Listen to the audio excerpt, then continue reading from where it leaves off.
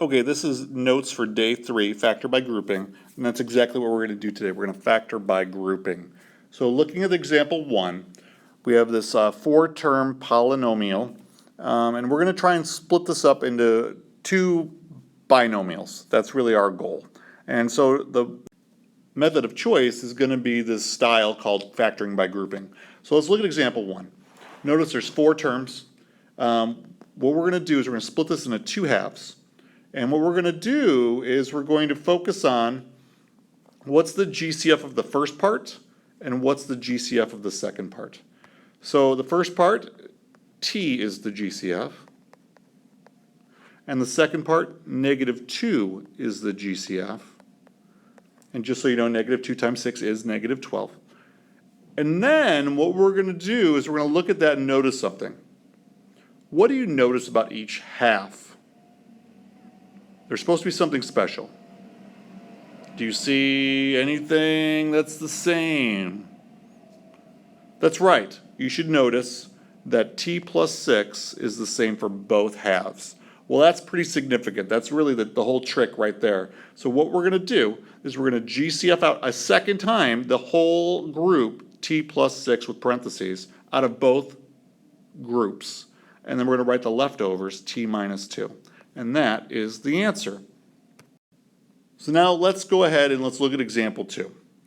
So in example 2, similar kind of problem, but I see an issue with this.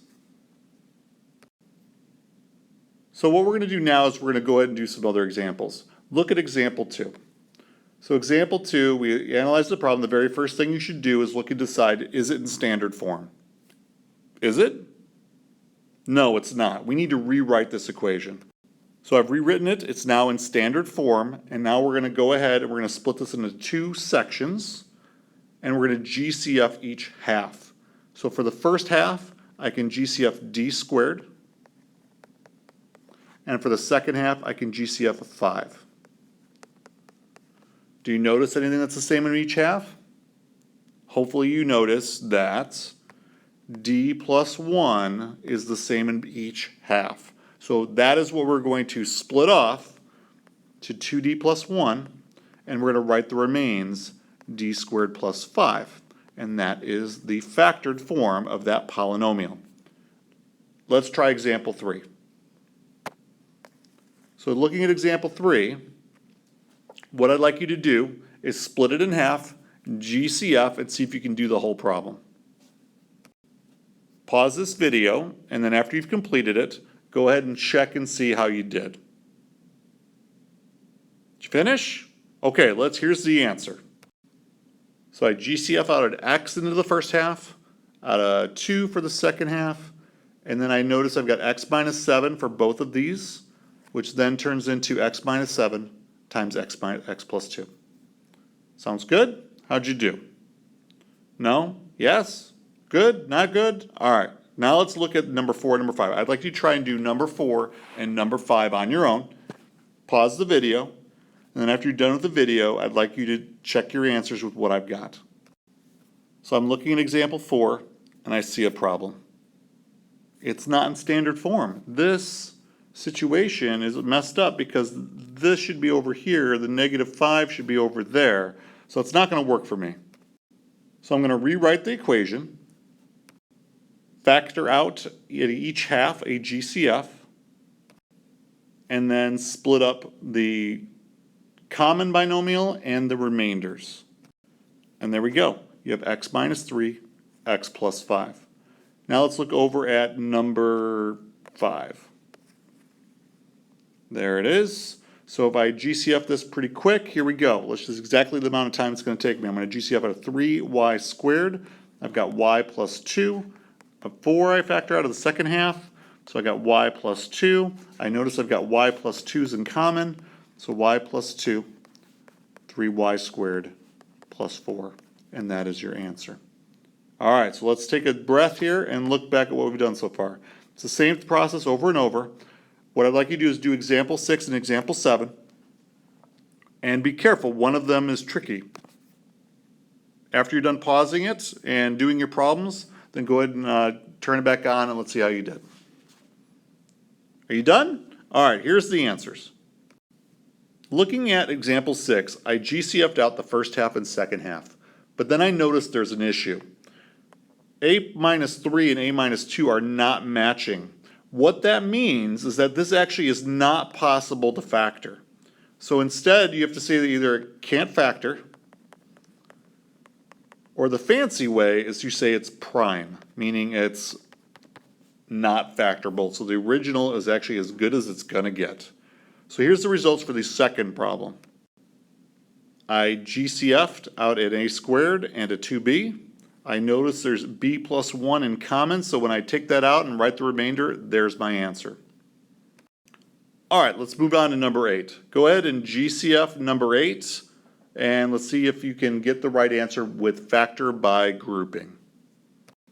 Okay, here's the answer, 2A plus B times 3A plus 2. Try number 9. How'd it go? Let's see if your answer matches mine. Here it is. So here's my answer, or at least it's an answer. This is actually not the best solution. The reason is, look back at the original. Notice this is 8, 4, 24, and 12, and I've got an X, an X, an X, and an X. I could have GCF'd this entire problem, and that's probably what I should have done. So let me undo all of this and redo the problem the right way. So I'm going to start off by GCFing out 4x, and then write the remainders.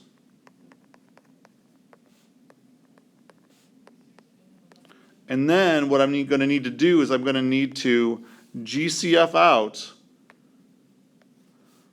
each half inside of the parentheses. So this gets a little organizationally crazy. So what you're going to do is you're going to still GCF, so x squared, and I've got 2x plus 1, and minus 3 and 2x plus 1. And what you're going to do is you're going to try and put this all together. So you've got a 4x, that's still sitting out there, so don't forget it in your answer.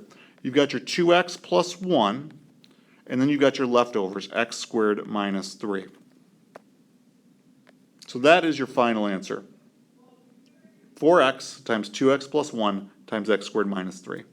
So go ahead and look at number 10. Can you GCF this problem first? When you're looking at this, can I divide all 4 of the numbers by some number? Do they all have m's? Do they all have n's? If they have any of those 3, you should GCF first and then try and solve the problem. This is our last example, so make it count. See if you can get this one correct. Pause it, and then when you're done, unpause. You done? All right, here's the results. I decided to divide out a -5 instead of just a 5, and the reason is, in standard form, they like, and I say they, I mean everybody in math world, likes to have the leading coefficient be positive. So this 6, we would like that to be positive because then we'll all have the same answer when we do the problem. So to make this positive, I need to take out a -5. When you're doing that though, here's the hard part. It changes the signs of everything on the inside, so you gotta be really, really careful. After you do that, then we're gonna split it out like normal. So we take out a 3m squared from the first half, and take out a 4 from the second half, and then we write our final answer. -5n times 2m plus 1 times 3m squared plus 4, and that is your final answer. Okay, so that's it for the lesson, factor by grouping. The worksheet is your homework. If you have any questions, you're going to have to wait off and ask me those questions tomorrow, and I will see you then. If you really enjoyed the video or you're a little still confused, you could always rewind to the beginning and watch it again. All right, see you tomorrow.